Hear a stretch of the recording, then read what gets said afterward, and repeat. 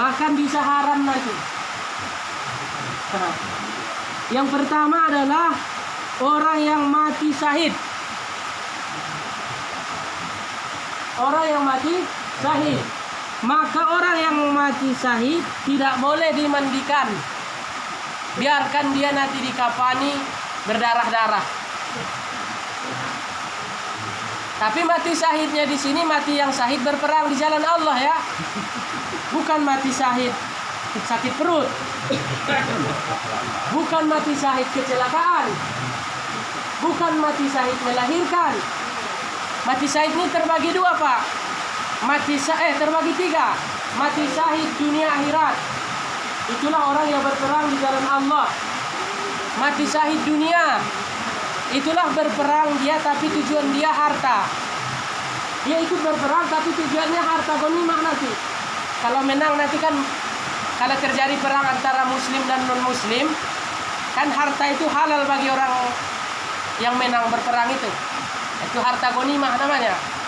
Itu namanya kalau dia tujuan berperang untuk harta namanya mati syahid dunia namanya dia. Kemudian mati syahid akhirat adalah itulah tadi, orang yang sakit perut, orang yang kena virus corona, orang yang kena wabah, orang yang melahirkan, orang yang kena runtuhan, orang yang tenggelam. Itu mati syahid akhirat namanya itu, Pak.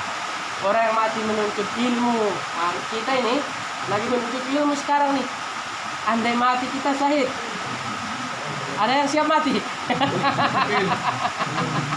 Belum ya? Mati syahid nih namanya. Hebatnya menuntut ilmu itu, Pak. Besar pahalanya. Mengampuni dosa kita, dicari-cari malaikat. Ini bagaikan halakoh taman surga. Diampuni dosa kita, diangkat derajat kita. Maka jangan bapak-bapak, walaupun sebulan kita buat pengajian ilmunya, ya janganlah bosan datang. Ini udah sekali sebulan mendengar pengajian, bosan pula dia datang. Tapi Pak Ustaz ada di YouTube pengajian, beda. Di YouTube itu bisa bapak sesat nanti, tidak bisa bertanya. Nah, siapa yang menyampaikan? Itu hanya penambah kaji aja itu. Kemudian kalau hadir kita begini dapat doa malaikat, dapat silaturahmi. Itu hebatnya, Pak. Majelis ilmu itu. Bahkan orang pendosa hadir dia sesaat di majelis ilmu, sesaat aja, Pak. Tidur aja dia di situ. Padahal dia pendosa, pemabuk semuanya. Bisa jadi gara-gara dia hadir sesaat di majelis ilmu dia diampuni Allah Subhanahu wa taala. Jangan sepele masalah ilmu ini. Hebat ini, amalan besar ini. Maka ini harus dihidupkan terus pengajian ilmu itu.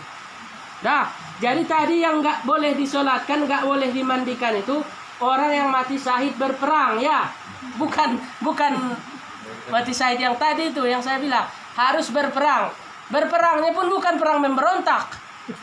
Misalkan dia jadi pemberontak di Indonesia ini, berperang dia ke Papua, nah, bukan itu mati syahidnya. Betul-betul terjadi perang antara muslim dan non muslim.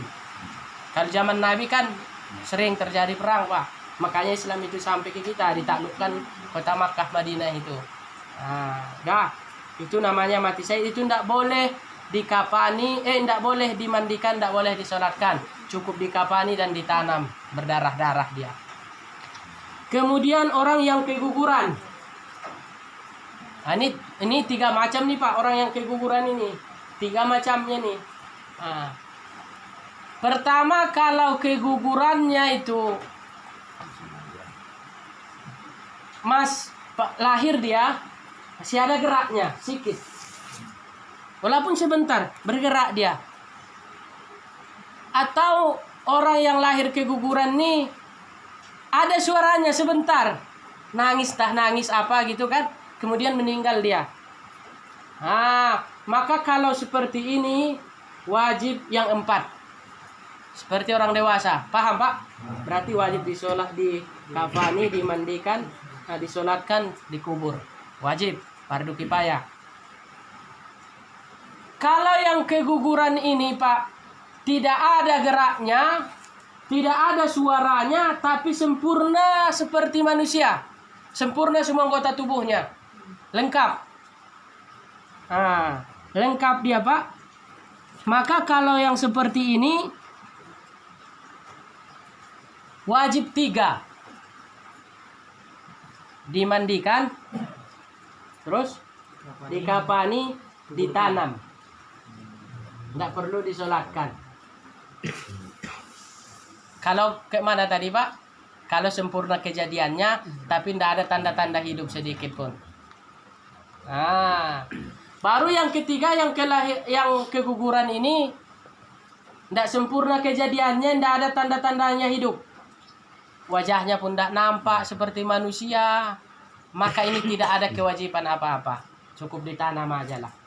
Andai dibuang pun boleh. Nah, misalkan ya kan.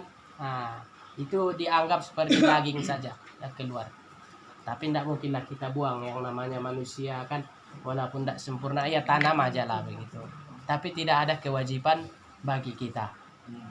Nah, itulah masalah mulai daripada apa tadi menghadapi yang sudah jelas-jelas matinya meninggal. Kemudian masalah siapa saja yang wajib kita laksanakan fardu kifayahnya. Dan ada yang tidak wajib, itulah orang yang mati syahid berperang. Kemudian orang yang keguguran tadi.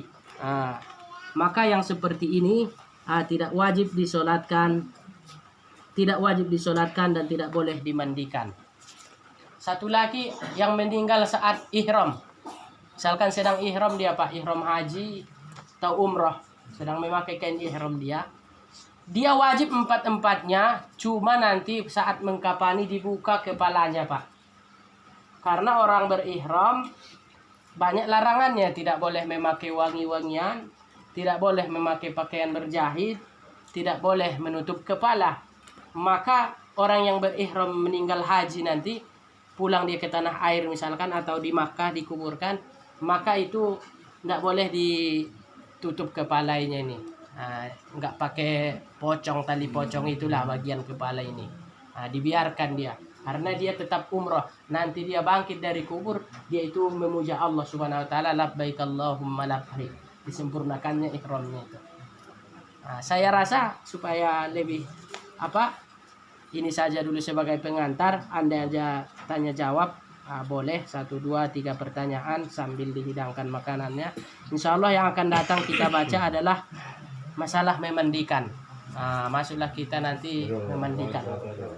Baru habis memandikan, mengkafani, baru menyolatkan, menanam. Baik, sambil dihidang makanannya, kalau ada yang kurang jelas oleh bertanya ataupun seputar agama yang lain. Demikian, assalamualaikum warahmatullahi wabarakatuh.